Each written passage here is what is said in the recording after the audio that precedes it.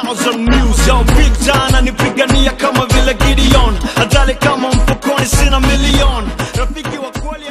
My name is Joseph Mowero Anja, also known as Safe Joe. I'm a music producer, sound engineer, and founder of Safecon Music, and I am this week's guest on Nairobi News. I was a casual laborer. I was working at a timber yard, and because we did not have skill, so that meant we would do the dirty work. So that meant we were carrying logs from 7 in the morning to 5 in the evening. Nani, big logs. I'm talking about big logs. Then at the end of the day, you're being paid 325 shillings per day. You use 200 on food because the work is hard, so you have to regain the energy. So after working there for some time, you know, with the casual work, when there's a lot of orders, that's when they call you. When the orders subside, you go back home. So when I went back home, I asked myself, what more can I do other than, you know, doing the casual work? And I realized I have a talent. I love music, but what else can I do other than being a rapper? Because I love music. I was a rapper, I was a poet. Then I noticed I can actually be a music producer, because throughout as an artist, I was watching producers when they produce my music. So I decided, let me try a hand in this. And it was not just passion. One of the things that really pushed me towards music production, to be honest, I was broke.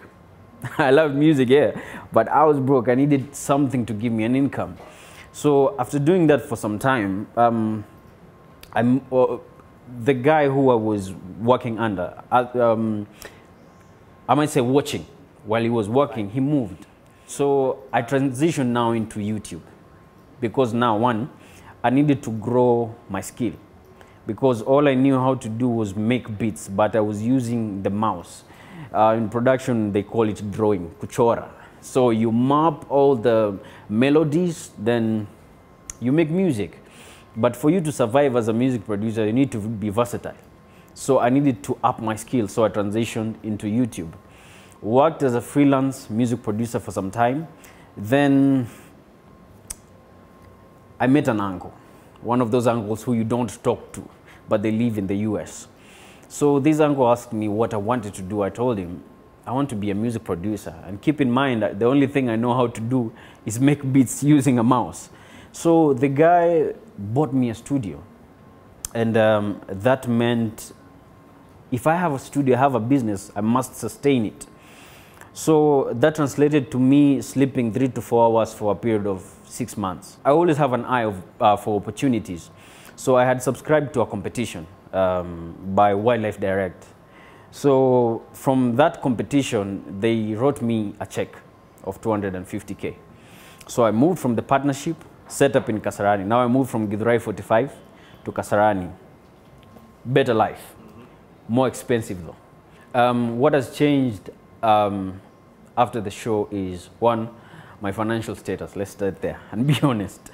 I can say I'm financially stable, one. Two, the networks that I got from the show have enabled me to get my product out there and people to listen to it.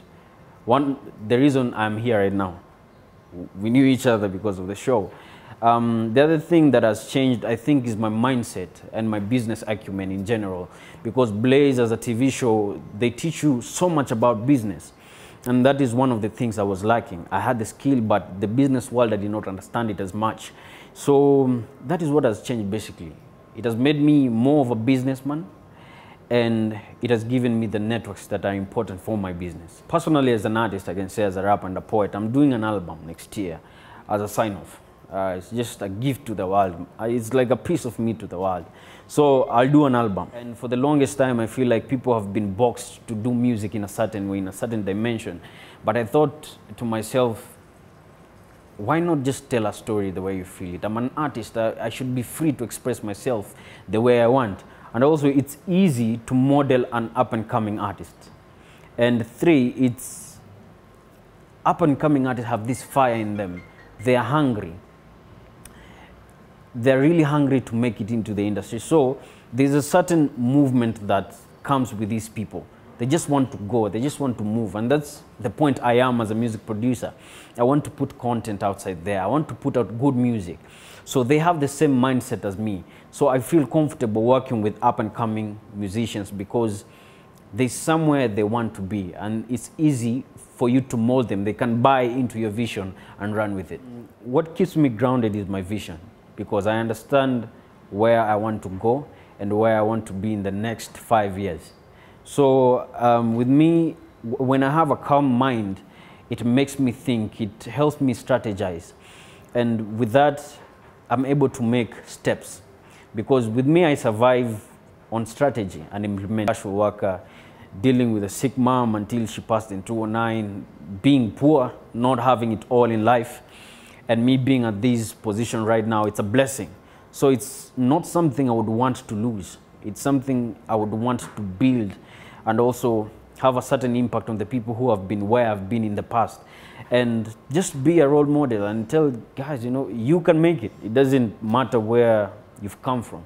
So to the people who are struggling like you did, what can you tell them? I think for the people who are struggling, this is what I would say is you should understand that no situation is permanent, and stop having a pity party, all right? Because once you understand no problem is permanent and struggles are part and parcel of life, and these are the things that make life beautiful. Because when you overcome a problem, that's a big win for yourself. So just keep going, keep hope alive, because this is the most important thing. When you have hope for the future, that means you have something to work towards. So just keep going.